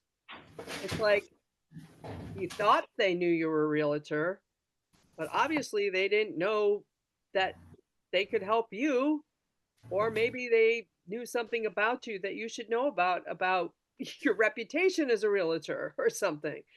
And that's happened to me, and it's like, oh, I've been working with and communicating with this person so long, but they've chosen somebody else without even telling me. And it hurts. You're like, what did I do? Is it me? Am I such a terrible realtor? But no, it's just sometimes it sinks in and sometimes it doesn't. You just, and it's a lesson to learn. I didn't let them know. Friends, relatives, neighbors, past coworkers. Notice past coworkers. Um, Dawn, don't forget about those people that you had contact when you were caretaking your sister. Don't forget about them. They may not be a present part of your life today, but they were a big part of your life in the past. Hobbies. Oh, Yeah. yeah, I'm going to start volunteering with the group that, Bridging the Horizon, and I'll be able to wear my hat, or I have a shirt that says Keller Williams on it and stuff, so I will be wearing those when But I go. talk about it too. Don't forget to talk about it. You can wear it and they might think, oh, somebody gave her a shirt or a hat. Don't forget to tell them you're a Yep. realtor, work on your license and wear your license, but also tell them I'm not licensed in Maine yet, but I know people who are that can help you, or Massachusetts or Vermont or California. Mhm. So don't forget that part. They say Yep, they're moving to South Carolina. Great. What part? You know what? I bet I could find you a really good realtor to help you look. yep. That's the conversation. Teachers of your kids, of yourself, maybe you're going back to school. Um, Worship, clubs, volunteers, organizations. And if you're not out there doing those things now because you don't have time, when you maybe are no longer a full-time bartender, or at the other times of the year, Candace, when it's not so busy, maybe that's when you do find a club or something of interest to you. Jeff, you talked about your kids events. Definitely. I mean, you're sitting there, everybody's standing on the sideline watching their kids, and instead of berating the coach because they didn't play your kid, you could be having a nice conversation and getting some business. Yeah. Um, but this is Yep. the ones at the bottom are ones that a lot of people don't think about. Who's your doctor and who works at your doctor's office? Do they know that you're a realtor? Does your doctor even know you're a realtor? There's a reason for your high blood pressure. you know, um, Financial legal services. Um, you're investing your money through maybe a local representative. I actually got business from one of my financial people. He had a house to sell and he gave me the listing. Um, Personal services, manicurist, haircut. My beautician, or my person who cuts my hair. We were under contract to buy. Unfortunately, she didn't buy, but then I helped her son and his wife get a piece of property that they love. And we looked a while and we looked at a lot of properties, but we found what they wanted. So don't forget those personal services. Maybe even somebody you just see once a month. I mean, once a year, but also once a month. You have a massage therapist, a chiropractor, you know, go through that list, go through your phone and look at those people and ask yourself, do they know that I'm a realtor and that how I can help them? And to me, this this has been the basis of my business. As you get bigger, as you create your own brokerage or your own team or whatever, then those other contacts become, you become a little more dependent on those because now you have a team of people below you who are working from this and building from that. But if you don't start here and take advantage of all those people in your life that you can help, then you're not, what's the point? Wouldn't you rather help the people in your life first than some Zillow lead that you've never met before, who could turn out to be a part of this at some point, but who right now is not? And to me, that's, I mean, that's what I'm motivated by. I'm motivated by the fact that I'm helping somebody reach their goal. And sometimes it's not that easy for somebody to get into that home or get into, I've had first time buyers and I've had $1 million buyers, and they all have needs. They all have circumstances that come up in their transaction that if you're not paying attention, a deal can be blown. And that means communication. I have a deal now that they went under contract early August and they're not closing till the middle of next month because they're moving then, and they wouldn't accept a contract that didn't allow them to stay in their home longer. But, is everything really on track? When was the last time I talked to the other agent? When was the last time I talked to the lender? When was the last time I talked to, the title company? Is everything still going on track? I mean, we may still be another month out, but you gotta still pay attention to these things. If nothing else, just tell your client and ask them how packing's going. Is there anything I can help you find? Do you need a painter that, maybe are you ready to paint that room that you said you were going to paint before you moved out? Things like that would be, that happen. This also, as you're building this, you can also build out resources for your clients who are moving to the area. Help them out. Oh, we really need a lawyer. Sir, I've just got divorced. I really need a lawyer to redo my will. Do you know a good lawyer who does wills? Maybe you've had a good one help you. Those are those. So you're the resource. Remember, people want, and then they'll remember you. You're the one that told them about this group that they're now a member of, and so they're going to then remember you when they're ready again, or they're going to remember you to somebody else.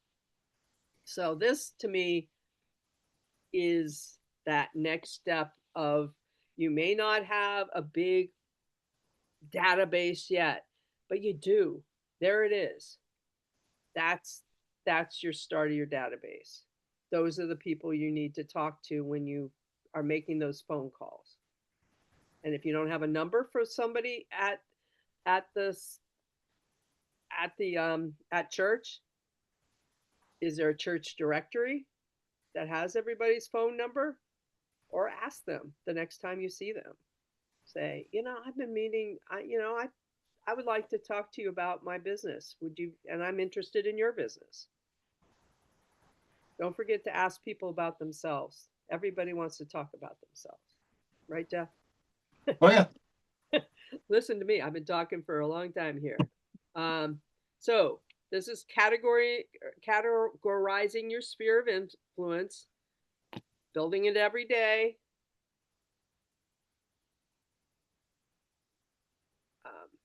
And that's how you create a database from scratch. That's how those of us who may be doing something else for many, many years, or, don't feel like, I've had real estate people come in from another area. They don't know a soul. How are they going to build their database? Are they strictly going to do referrals from people where they used to live, or are they going to start to build a local database as well? And so these two things here are, come back here.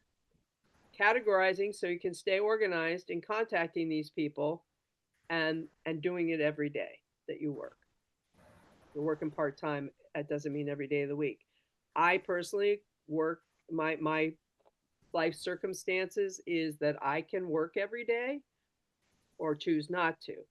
I may, there are certain days where maybe I want to do something else, so I plan for it. So that week I may be working Thursday, Friday, Saturday, Sunday, Monday, and then the next week, Tuesday through Saturday.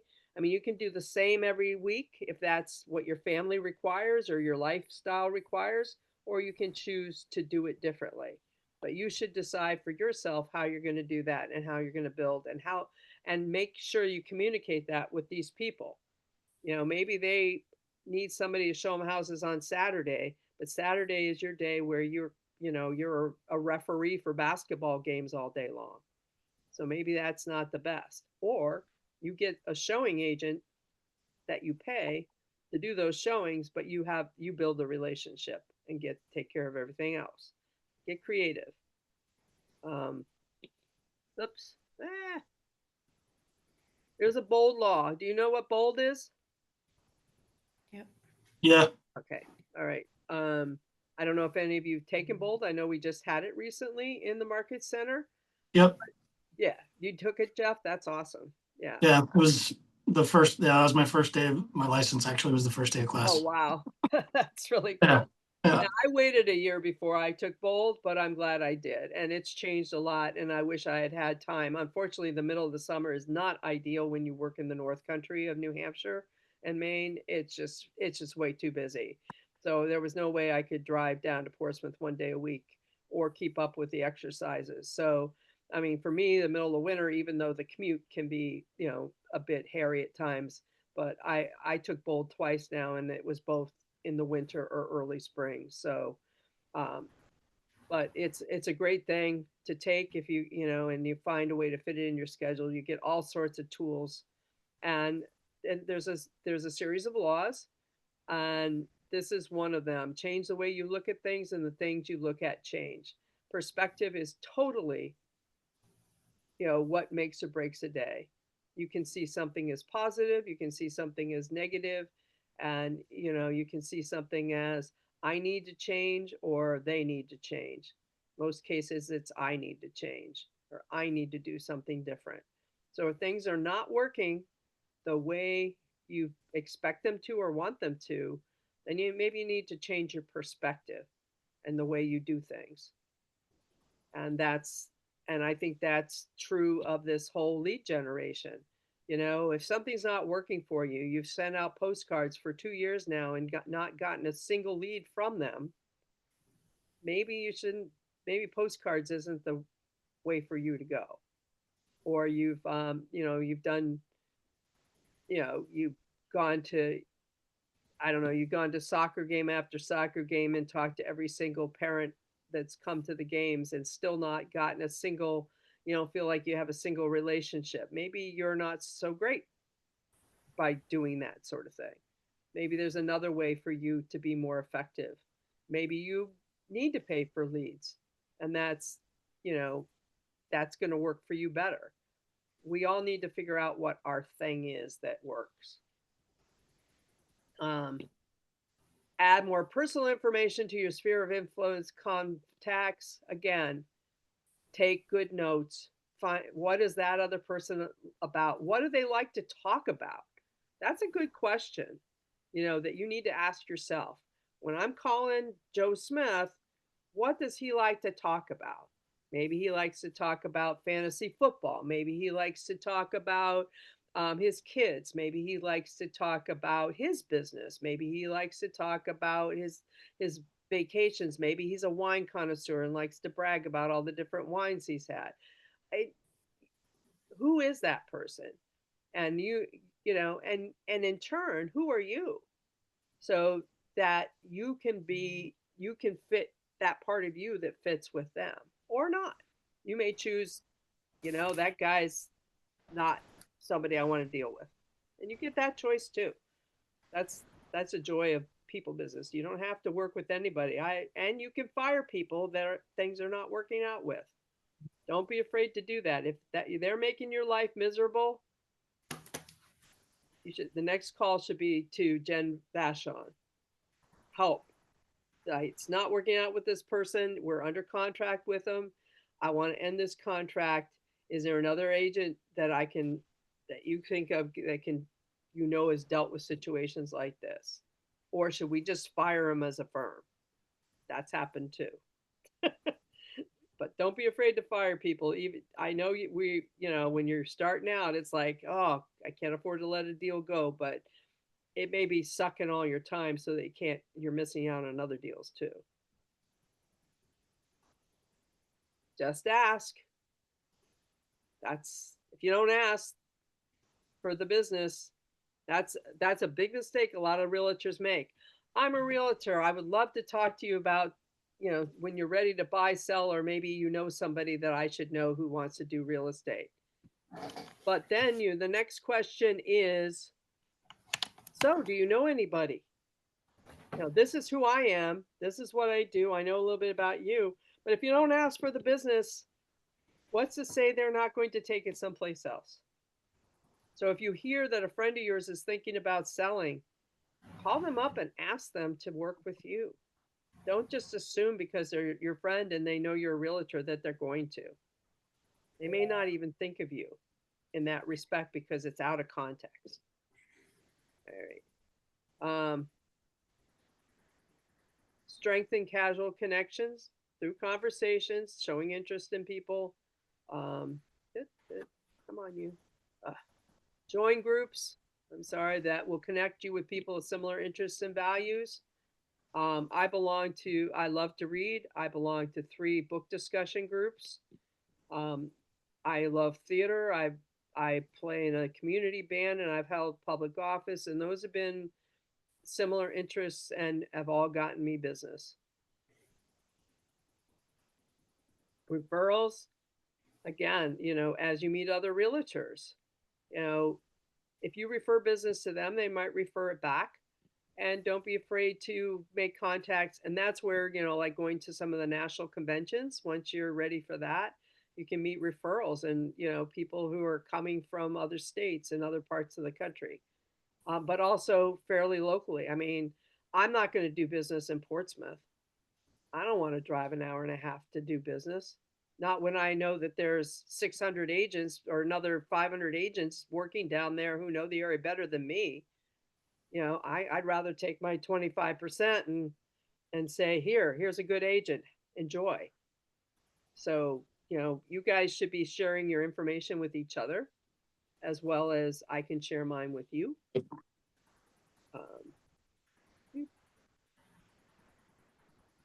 Gather leads, building my business on people I know, and the people I know. If you hear someone with a real estate need, don't use the word need.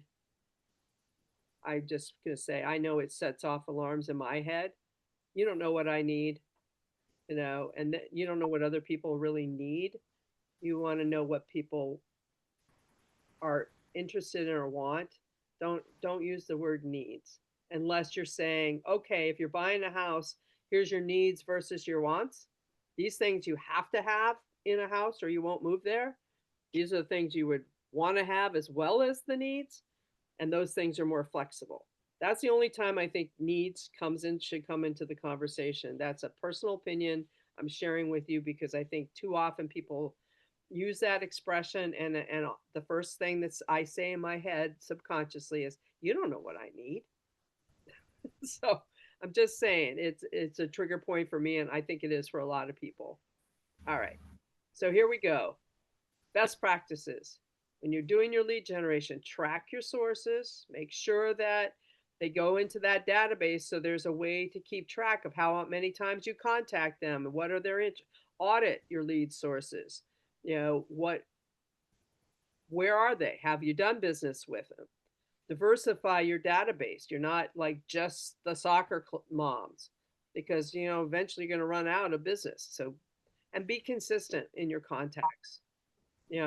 When you call somebody up, don't not call them again for 3 years. Try to call them every quarter if you can. That's ideal.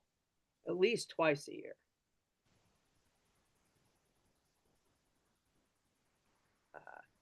And this is how you do all that. Prepare.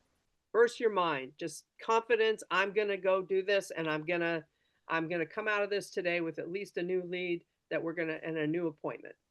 Practice. You said, Dawn, you really want some practice? Find a script partner.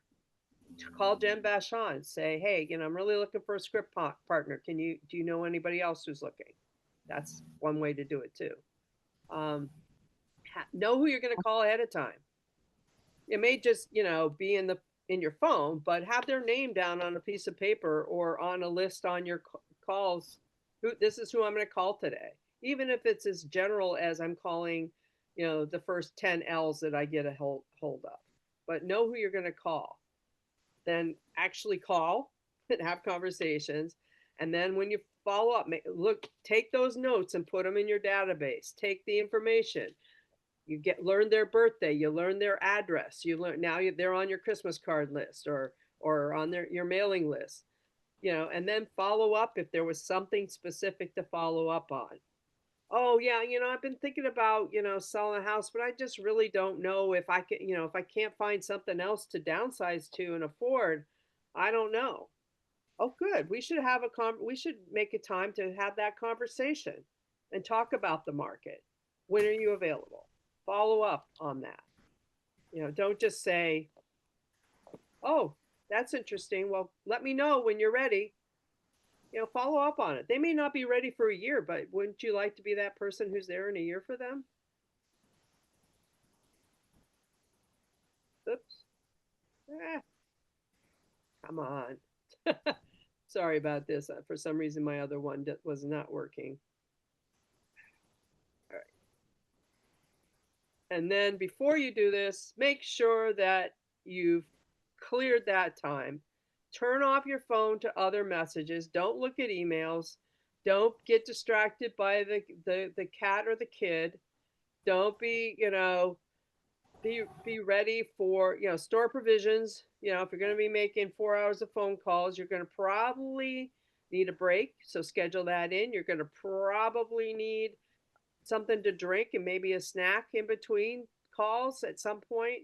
Enlist support. Make sure that if you work from home and there's other people in the house, that they know you're going to be calling for 4 hours and that you can't be disturbed. Put the, say, unless it's an emergency, please don't knock on my door or text me. I'm working so that I can provide for our family. And we have just a few minutes left and I'm going to get out of here, I think. Here, if I can find it. I'll stop sharing.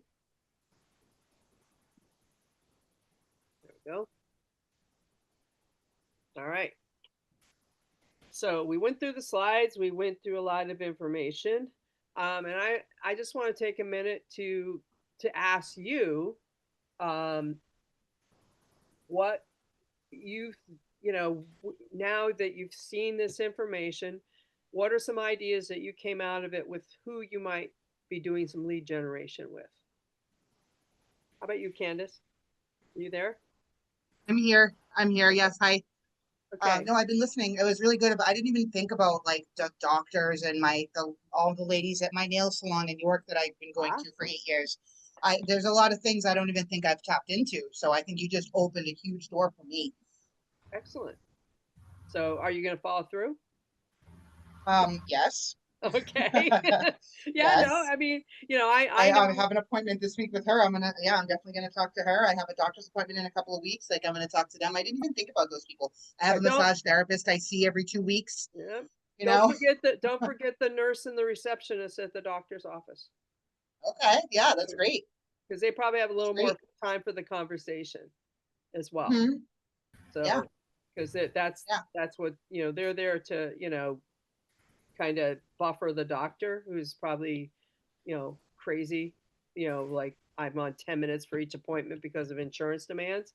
But but all the people around that doctor, are going to probably have more time to be talkative. So don't hesitate. I've been serving a lot too, so I've had time to have those conversations with people at work. As opposed to when I bartend, when it's a little more fast and loose. But at the table, I really have time to build that rapport with people, and that's when I've been handing in my business card at the end of those conversations. Cool. So, yeah, I feel like I have a lot more tapped into that I can work on. On getting in touch with people, getting myself out there. Nice. Jeff, any ideas that you came out of with it that might change your approach? It wasn't necessarily ideas, but maybe more just kind of like reassuring me that I'm on the right path, I guess. Like hearing a lot of the things you're saying, or a lot of things that, I am a new agent, but like a lot of the things in these classes I'm already doing. And I think for me, I'm not a very patient person. So it's just like kind of reassuring me that like, if I continue doing what I'm doing, it's going to pay off. But it's just like, for me, it's hard. Like my old industry, like I could go out and see 30 accounts and pick up 30 accounts in a day. And it's like, you just can't do that in this. So just make, kind of give me that visioning, like be patient, stay the course, keep doing what I'm doing, and try to be innovative, and things will happen. Yeah, be personal too. I mean, Yep. you have certain qualities and things about yourself and interests that, that other people will be interested in too. I mean, and it sounds like you really know, you've been doing this a while. You really know how to get information from people about what their interests are. But don't be afraid to share a little bit of yourself. I know for some people, it's like, I'm dealing with, people on this business level.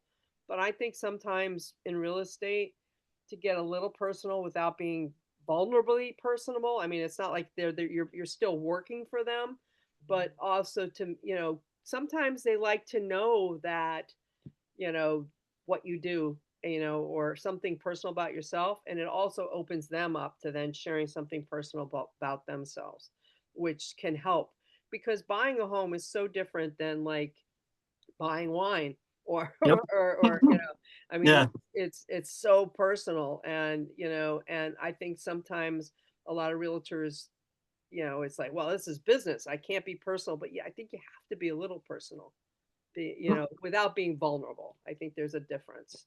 And so that's one thing that I it was hard to learn, because I just it's like, well, how personal do I get without becoming vulnerable? So um, and again, or without working yourself to death. So, because they may want to be, they just moved to town, they want a best friend. It's like, I don't, not quite ready for that. But not to say that you can't join us if we're all going to the theater, or going to a movie or something. That might be different, especially if they, are looking for friends and stuff. Yep. Dawn, some of what you are thinking about after today. Actually, quite a bit. I am going to ask about getting a mentor, just so I have somebody that I can talk to one-on-one, set an appointment. And I need to be able to organize my day, my time, make sure I'm doing everything efficiently. But I'm also, like I signed up for, well, logged in for Ignite today, and I'm taking advantage of a lot more resources that are available. But I've also thought about looking into joining a team. But the mentor thing might actually be what I need, because a team would also help me get, my set schedule, or just be a little more focused. These hours you're doing lead gen, these hours you're doing appointments, these hours, but I think a mentor will help me with that. So I will probably sign up for that. Yeah. I mean, if you join a team, you might look into that part first, because if you join a team, it's basically can take the place of that mentorship, because you have, team leaders who are basically helping you with those things you mentioned. And So you wouldn't have both. All right, I was curious. yeah, Like yeah, I'm on I a wouldn't. team, like, and it's like I joined Keller Williams because of my team leader, not necessarily the other way around. Like, she ended up being here and I came here because of her. Like, that was a foregone conclusion. I was going to join her team when I got my license. And teams are so, if you are a type of person who wants more help with that type of thing you mentioned, a team might be the best place. If you tend to like, I want a lot more flexibility in my schedule, which you probably needed more of that when your sister was alive, and that you needed to be, that was your priority. Or if you're, like Candace's life right now, she's got a full-time job. So those things, give you less, you have less ability to maybe do the team thing, because that does require a certain amount of dedication to their expectations as well as your own. Yeah. And so, but at the same time, there's people that start out on teams, and if it's a really good team, they can go really far in business and do really well, where there's other teams where they're basically looking for people to do the jobs that they don't want. So again, like, Jeff obviously knew his team leader ahead of time, and and they felt like they were going to work well together, and that's the other thing. So if you're going to teams, do the interviews. You're interviewing them as well as them Yep. interviewing you. Don't hesitate to ask hard questions like, I've got this stuff going on in my life. How do I work this into being on a team? This is the areas that I'm not feeling confident in. How are you going to help me with these areas? And get really specific with, set out your interview questions just like they're going to have theirs, and meet with those, those team leaders and see if you're a good match. Yeah, that's a good idea because I like the idea of being on a team. I know, there's commission splits and all that, but I feel like I'm all by myself out here, Mhm. especially just caring for my sister and trying to do this part-time and everything. I have felt very alone in this job. I can call and ask questions, but I need camaraderie, Mhm. like it. So team might be the way for me to go, It might, yeah. just so I So have I think it's somebody. worth exploring from what you're saying. You know, I mean, I knew pretty much on that, teams were not the way for me to go. Mhm, I just know myself well enough about that I wanted more flexibility than I would get with a team. And when it had nothing to do with the money and stuff, because teams can be very helpful in helping you with the startup stuff. They pay mhm, for a lot of stuff that now you don't have to pay for, but you're paying for it through your commissions. But you're not paying for it until you have to pay for it. So and that can be very helpful. So yeah, I'd say it's worth interviewing. It's worth exploring. You might even have a conversation with Jen Vachon and tell them, give her a little bit of your background, and she might give you some suggestions of different teams to interview that might work for you. yeah. And so, how did you meet your team leader, Jeff? Yeah, so she was the listing agent for the first house my wife and I bought at the time, and then she ended up buying. Her buyer's agent was bought our second house we bought. Oh, So it's like cool. I've done transactions with her already, and I know how she goes about them, and like I've dealt with her on both sides of the table as a buyer. It's and I have a trust in her, so like I already knew her. Nice. Yeah. That's really good. So, well, any questions of me that I can help you guys with before we end the session today? Do you know anybody who wants to buy or sell a house? I know a couple, Just and kidding. if they want to look down your way, I'm happy to share the information. Before we go, maybe let me do this. Where's chat? Here we go. Let's see. Hold on. Why are you not opening up? There we go. I'm going to give you my contact information. Put mine in. Can you guys do the same? Oops, sorry. I always forget on this so I'm at 603 662 6664, and and my email is Stacy Sand Real Estate gmail.com. I threw mine in the chat too. So if anybody, Yeah, great. Let's see, 619-384-7799.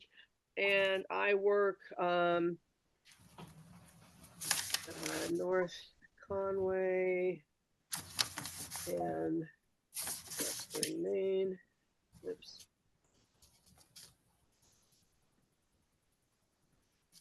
Western Maine, i.e. Freiburg, Bridgeton, Cornish, and then Do you know of any agents that work for Keller Williams that handle like the Sebago Lakes region? yes, me. I thought you said you just had New Hampshire. You do Maine too? Yeah, I'm just Western Maine. I'm just sending. See, here we go. So I Because you're go. close to there. Yeah, I work in. I've done work in Bridgeton and Naples. Um, that which is Sebago Lake. A little bit. I did one transaction in Harrison. Two actually in Harrison. Uh, I've done a little work down in Hiram and Cornish, that area as well, and south of Sebago. I probably don't do much east of Sebago. I would probably look to um, maybe the metro office for that. I've got a couple of pretty good people up there that actually my sixth grade teacher is also a Keller Williams agent up in Portland. So Yeah. kind of a weird, yeah. Yeah, I mean, Portland has a really good office. I've worked with some of their agents, and I have no problems working with them. I'm trying to get your. Well, I'm in southern New Hampshire, so if anybody has referrals business in southern New Hampshire, I live in Newton, so I'm right on the border, like right near Plaistow and Kingston. So happy to take any referrals out in this area. Great. No. Yeah. And I definitely take some referrals. I've like for right now, I recently had you said Sebago Lake. I actually was working with Catherine Allen, who's down closer your way. And we went to an appointment together, and we will probably co-list when we get to that point because she doesn't want to do showings this far away, though she's worked with these clients and helped them find this particular house. So, but sometimes you just, I've reached a point in my life. I know agents that drive all over the state, but I find that I want to get to know areas so that I have the resources to help my clients. I mean, I just find that occasionally I've had to work way outside my area, and I'm like, it's hard. Who do you get for inspectors? Who do what title companies go there? That all that stuff. It's like you have to start over again, and it can be really tough. But I mean, we all have our different things. So any other questions? I mean, I'm glad we shared information. It'll help me remember you. I'll put you Pop guys in and say hi now that Yeah. I'm ready to go. Hello. How are you? Nice to meet you. You too. Nice to have a face with that voice in the Thank you. background. Yes. I was juggling a lot this morning, so I'm trying not to work on weekday mornings, but this was like a special favor today. So I told him I couldn't get in there until at least 12 o'clock because I had to do my class and all that other morning stuff I do. So Yeah, but yeah. you're great. I feel like I really got a lot from today. So I'm glad I've been meeting all you different people that are teaching at night. It's been the most helpful class that I've been besides contracts so far. So, and I'm getting back to all the weekly classes and everything that I'm supposed to be doing that I couldn't do over the summer. So I'm trying to stick to a strictly night and a night schedule at the restaurant and not really do any days because I'm trying to figure out if I want to get with a mentor. Timmy's trying to hook me up with Carrie Kellerman. Said that she'd be a really good mentor. So I might try to set up a meeting with her next week and see if I'm trying to pick somebody, explore that whole thing. Is it mandatory that we get a mentor? Do we have to do that? I mean, can you do a deal without a mentor? Because I know the brokerage has to basically hold your hand for the first 90 days or first 3 deals, correct? I don't know. No, aren't you kind of on your own? I remember going to a class when I had my first listing and the closing date was like a week out. And I went to a class that Sally Stewart was holding pre-COVID. And that's when I found out all the stuff you're supposed to be uploading into Command and stuff. Like I knew how to work, like have the people sign the documents and stuff. But there was nobody showing me the ropes until I got a mentor. And then she was like, you got a lot of work to do. So I started, that's when I discovered Command and all that. So actually having a mentor to walk you through your first couple of transactions, at least, I found enormously helpful. Yeah, Yeah, I think I'm gonna do it because I need to learn. I want to watch somebody do it. I want to take, I want to take what I can from it and learn how to do it on my own rather than yeah, try to do it on my own and mess it up. yeah. As your mentor, she can see your transactions, Yeah, sort of.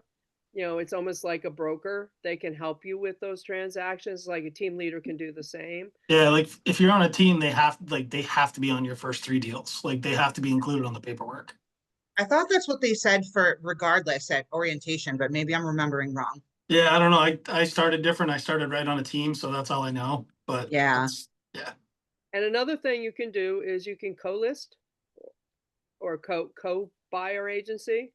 You can, do it with somebody else and you're both on the transaction and maybe you have a contract that says you split this 50-50 or you split it 40-60.